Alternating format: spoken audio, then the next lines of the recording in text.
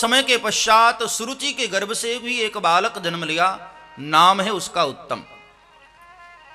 तम युक्त जो है, अंधकार युक्त जो है, वही उत्तम है। व्यक्ति स्वरुचि पर चलता है ना, अपनी रुचि के अनुसार चलता है, अपने मति अनुसार चलता है, तो सिवाय अंधेरे के उसको कुछ नहीं मिलता प्यारे। इसलिए अपनी रुचि पर मत चलो, शास्त्र की नीति पर चलो। संतों ने, शास्त्रों ने जो मर्यादाएं बनाई हैं, जो नीतियां बनाई हैं, उस पर चलोगे तो सत्य ही मिलेगा, और अपनी रुचि के अनुसार चलोगे तो सिवाय अंधेरे के और कुछ नहीं मिलेगा। आज पूरी दुनिया में लोग इतने अशांत और परेशान क्यों हो गए? उसका यही कारण, ऋषियों के द्वारा बनाए हुए शास्त्रों को लोगों ने ठोकर मार दी। शास्त्रों के मार्ग को लोगों ने इग्नोर कर दिया, उपेक्षित कर दिया, अपनी रुचि पर चलना शुरू किए, परेशान हो गए। हमारे जीवन का अनुभव नहीं है मेरे भाई बहन। ऋषियों ने अनंत वर्षों के अनुभव के बाद सामाजिक नीतियां बनाई, शास्त्रों के द्वारा मार्गदर्शन हमको कराए, उनका अपना अनुभव था। अब सीधी सी बात है, अब आप यहां से ग्वालियर जाएं तो जो 2-4 बार गया हो उसको तो रास्ता पता होगा ना। वो किसी भी नए व्यक्ति को बता सकता है कि हाँ यहां से कुछ दूरी पर ऐसे जाओ, इधर मुड़ो, ऐसे जाओ।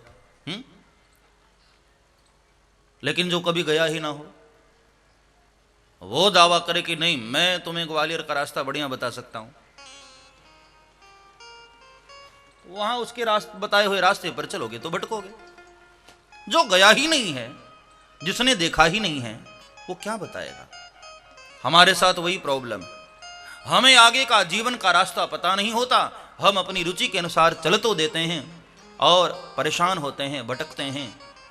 यही कहानी हमारे जीवन के साथ होती। शास्त्रों के माध्यम से जो ऋषियों ने रास्ता दिखाया है, अनंत वर्षों के शोध के बाद, शास्त्र की नीति पर चलोगे तो सत्य की प्राप्ति होगी, अपनी रुचि पर चलोगे तो अंधेरे के सिवाय, दुख के सिवाय, कांटों के सिवाय और कुछ नहीं मिलने वाला है।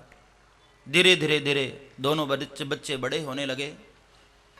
एकदा सुरुचे पुत्रम,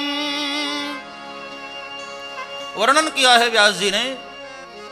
एकदा सुरुचे पुत्रम अंकमारोप्यलालयन् उत्तमं नारुरुक्षन्तं ध्रुवं राजाभ्यनन्दत, ध्रुवं राजाभ्यनन्दत।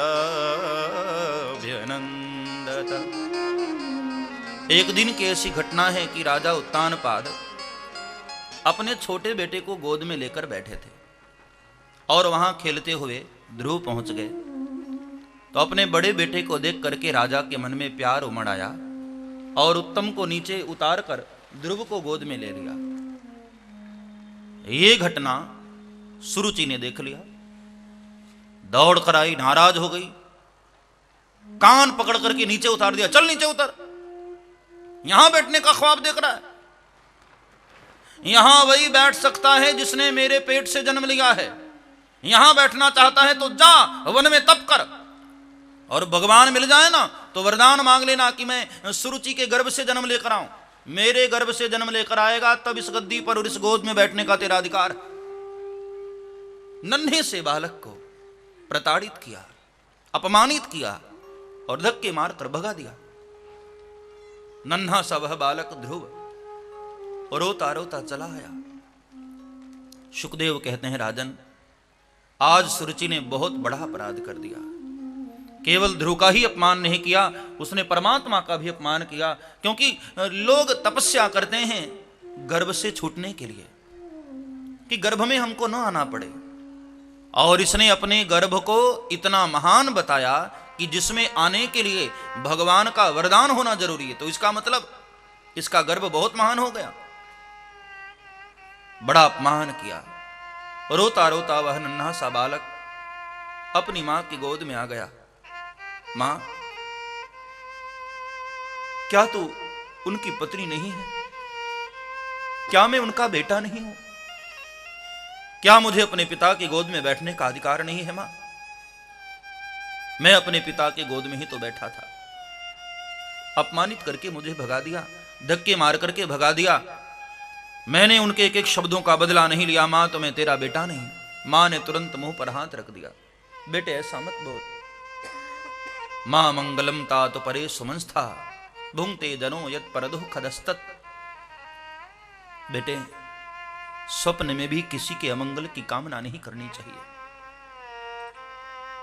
कोई बात नहीं, जहां तक गलती का सवाल है बेटे, सच बताऊं, तेरा चरित्र देख करके ऐसा लगता है तुझे मनुष्य नहीं होना चाहिए, तुझे तो देव योनि में जाना चाहिए। और दूसरी गलती तूने यह की बेटे कि यदि जन्म भी लिया तो मुझ जैसे अभागिन के गर्भ से जन्म दिया तूने। खैर मत रो बेटे, सुरुचि ने कोई गलत बात नहीं कही है।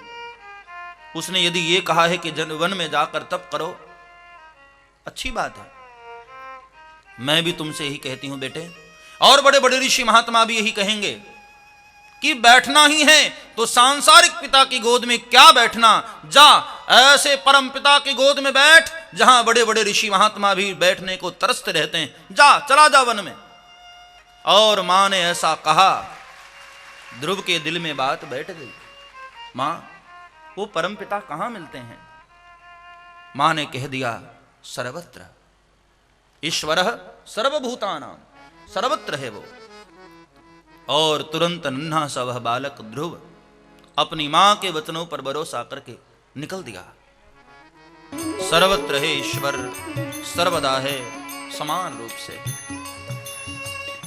लेकर मणि का चक्कर आया बुत खाने में कौन?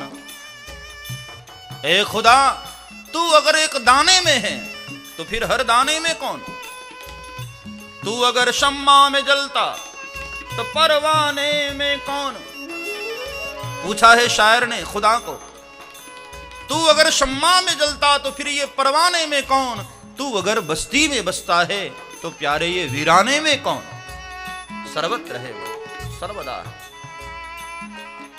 ध्रुव को लगन लगी और निकल दिए। चले जा रहे थे वन की ओर। मिल गए नारद जी। नारद ने कहा, ओ भोले भंडारी, कहां जा रहे हो? ध्रुव ने कहा, हट जाओ बाबा सामने से। अरे कहां जा रहे हो भैया, बता तो दो।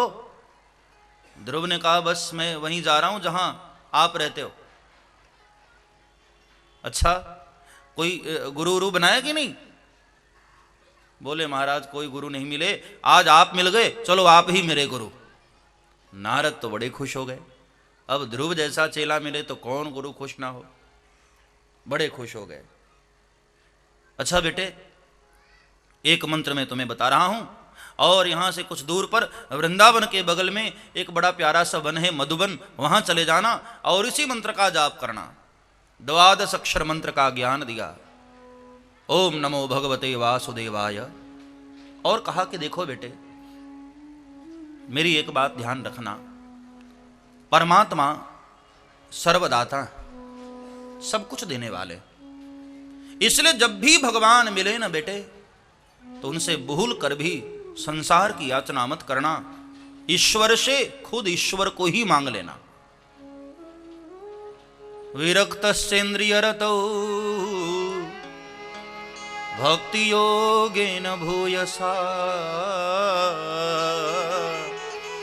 तम निरंतर भावेन भजेता विमुक्तये। ईश्वर से खुद ईश्वर को ही मांग लेना। ध्रुव ने कहा, जो आज्ञा भगवान। और इस ओम नमो भगवते वासुदेवाय यह मंत्र जाप करते करते ध्रुव निकले। पहुंचे हैं मधुबन में, और वहां एक पैर से खड़े होकर इसी मंत्र का जाप करने लगे। ओम नमो भगवते वासुदेवाय, ओम नमो भगवते वासुदेवाय। 3 दिन तक सतत खड़े रहे, कुछ भी नहीं खाया। 3 दिन के बाद थोड़ा फलहार लिया, फिर खड़े हो गए। इस तरह से 1 महीने साधना किया। 3-3 दिन पर थोड़ा फलहार लेते हैं। दूसरा महीना शुरू हुआ, फल भी छोड़ दिया। अब तो केवल जल पी करके 6 दिन तक कुछ भी नहीं खाते हैं, 6 दिन तक एक पैर से खड़े हुए इस मंत्र का जाप करते हैं और 6 दिन के बाद थोड़ा जल पी लेते हैं और 6 दिन के बाद अब तीसरे महीने में जल भी छोड़ दिया, अब थोड़े पत्ते खा लेते हैं। केवल थोड़े पत्ते खाकर 9 दिन तक एक पैर से खड़े रहते हैं, ओम नमो भगवते वासुदेवाय इस मंत्र का जाप करते हैं और नन्हा सा बालक है ध्रुव। हाँ, और जब चौथा महीना हुआ ना, चौथे महीने के आरंभ में तो ध्रुव ने कुछ भी नहीं लिया, केवल वायु भक्षण करते हुए वायु पी लेते हैं, हवा का पान कर लेते हैं और अपने प्राणों को खींच करके ब्रह्मरंध्र मिलाए, ऐसी समाधि लगाई देवताओं की समाधि छूटने लगी।